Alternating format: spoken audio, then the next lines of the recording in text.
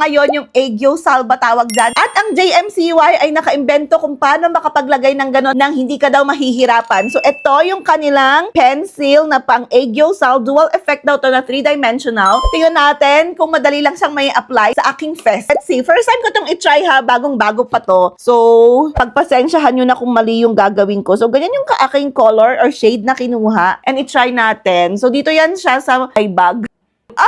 Ay, meron nga. Huwag niyo muna akong guguluhin. Nakakakiliti lang, day. Ang kapal nang nailagay ko. Pero, yun siguro yung gamit nitong brush nila. So, merong brush sa kabilang end. Sabi nito, silkworm pen. So, itry natin iganire.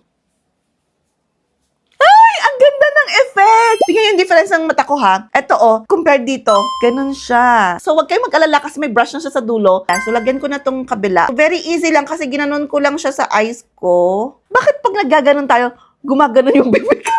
Ito naman yung nilalagyan. Di ba pagka nagaganyan tayo, gumaganon ako. O, ako lang ba yun? Baka ako lang pala. O, tingnan mo. Hindi na ako makakalagay. Yan yung pinapansin ko. Nakakainis, nakakaloka. Huwag nyo nang pansinin ng aking kabaliwan. Pag kulang yung medyo dark ninyo, itry nyong tingnan mo, nakagana naman ako. Ano ba tong video na to? Comedy ba to? O makeup trial? So, itry ko na siyang i-blend. Tingnan mo, nakagana na naman ako. Comment nyo nga sa baba kung kayo din. Naggaganon din ba kayo? Ayan na ang aking mata. Mas maganda na yung aking eyes dahil dito sa Aegyo-Sal.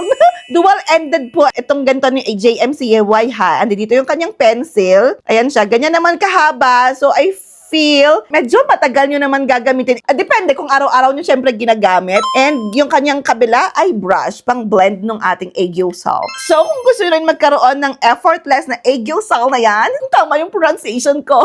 I-correct nyo na lang kung mali. Ilalagay ko na lang sa yellow basket or sa comment section kung saan makakabili. Bye!